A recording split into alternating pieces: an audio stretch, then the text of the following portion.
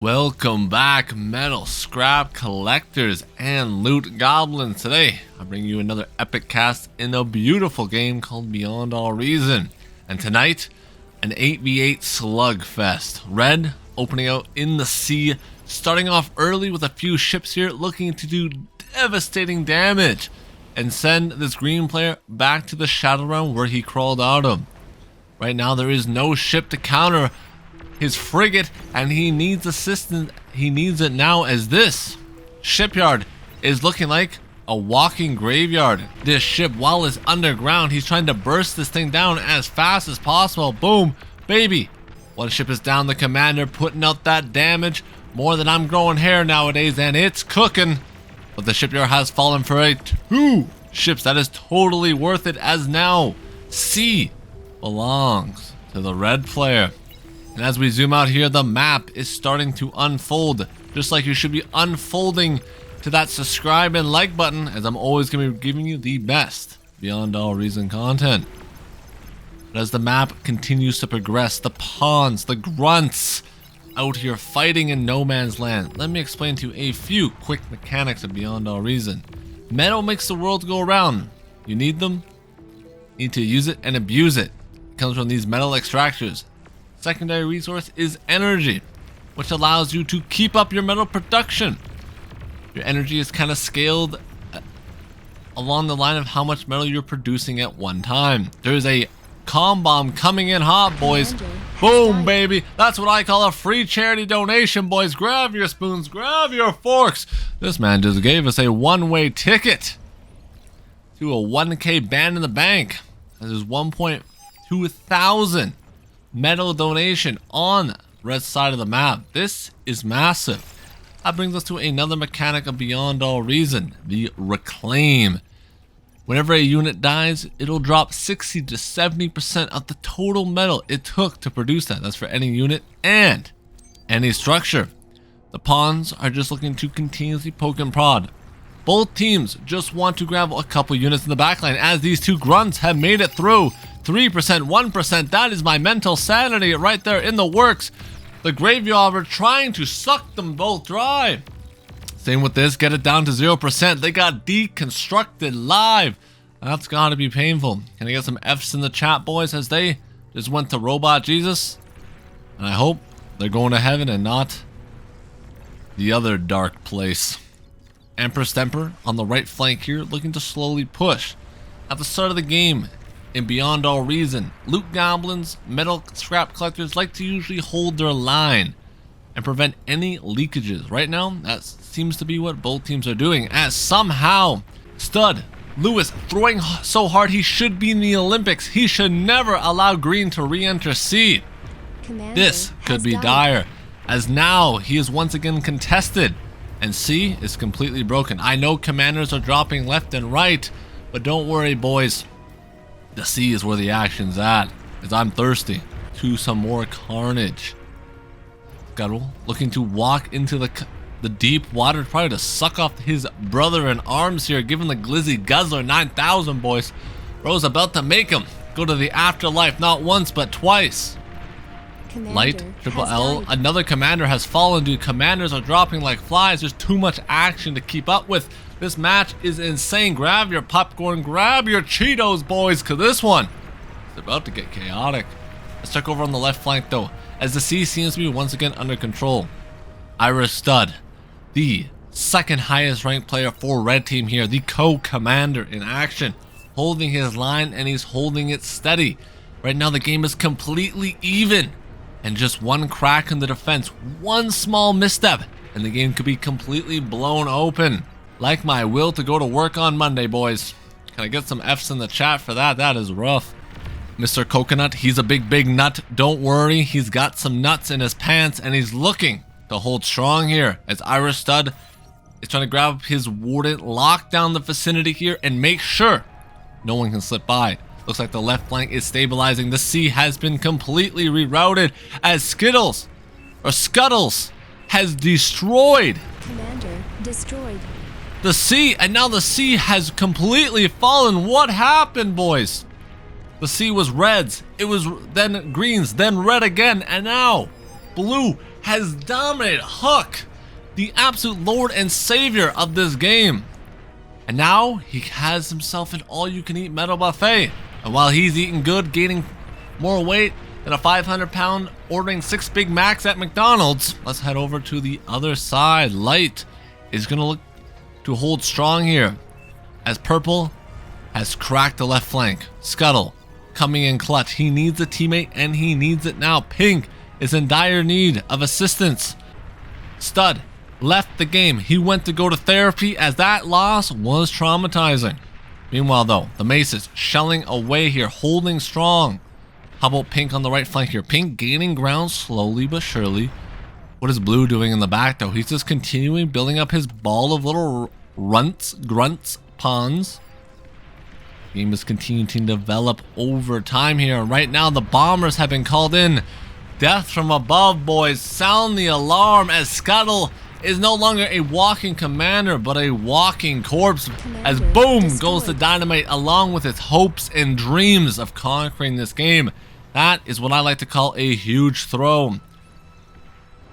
A bigger throw than me on my first date, and that's saying something.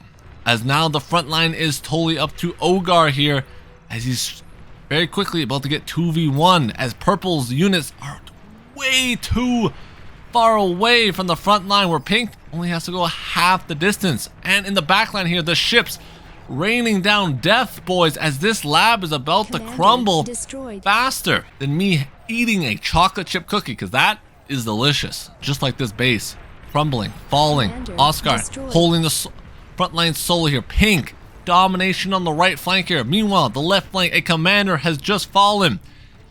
Yellow thought he was building a forward base, but in reality, he was building himself a forward graveyard. But he does have tier 2, and tier 2 is spicy on meatball. Super strong compared to tier 1.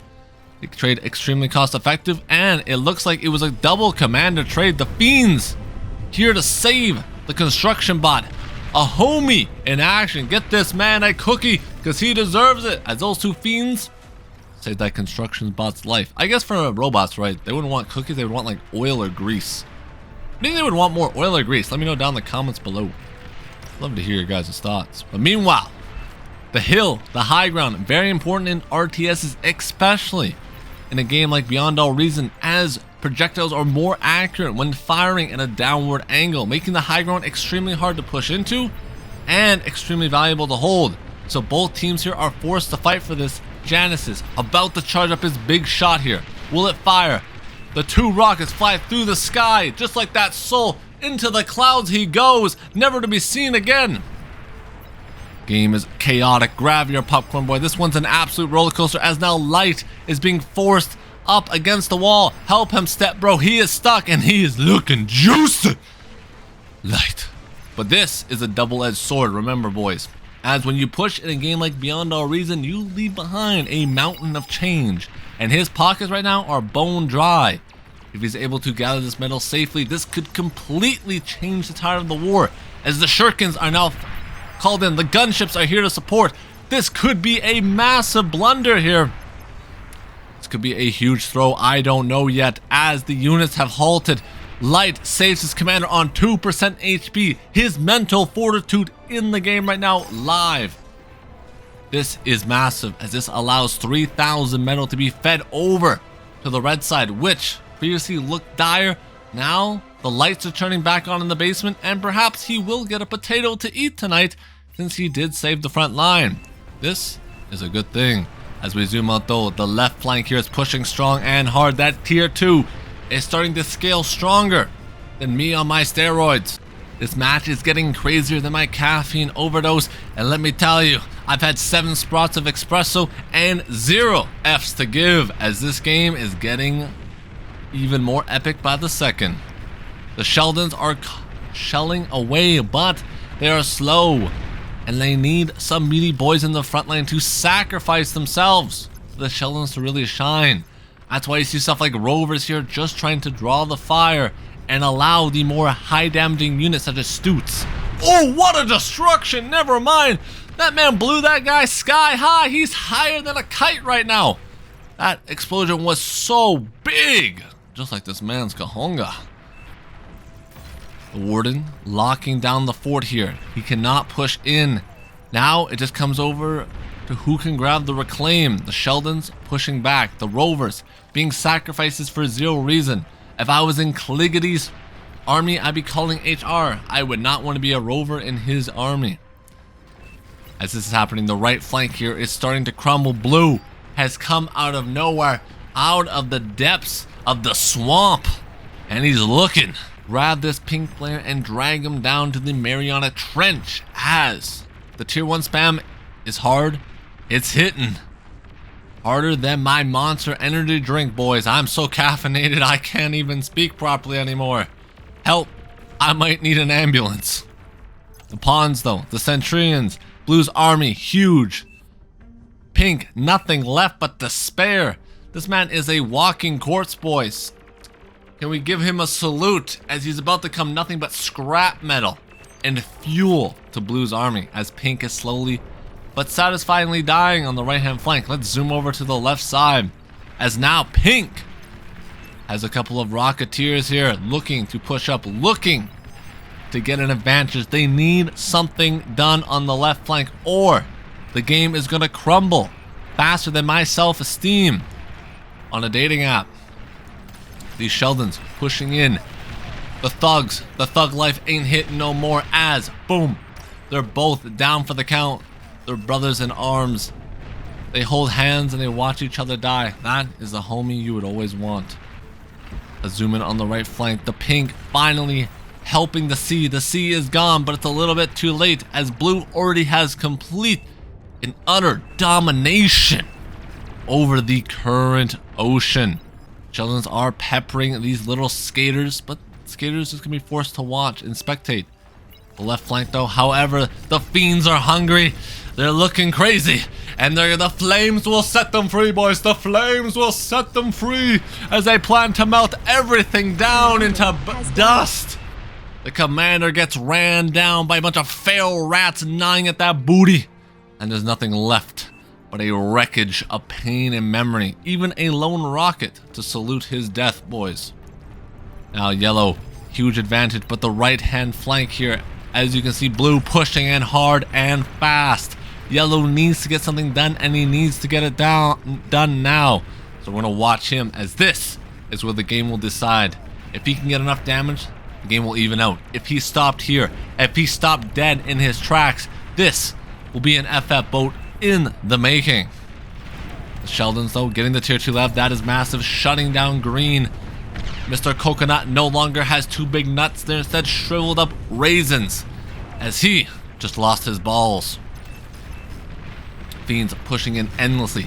The Whistlers now missing. Perhaps they're not wearing glasses, but don't worry guys, I got my glasses on so I can see all your disappointments live. The Fiends are desperate. He knows he needs to get something done. An explosion, perhaps a team kill. I don't even know what happened that allowed his base to go up like a beautiful fireworks show. One Fiend remaining. Yellow realizing the game is all but over, as Blue now owns half the map. He has more real estate, more power and control than Jeff Bezos himself. There goes the FF boat. There goes their hopes and dreams. Just like you should be going down into that comment, smashing that like button and subscribing, and let me know, who do you think threw this game the hardest for Red Team, or who carried it the hardest?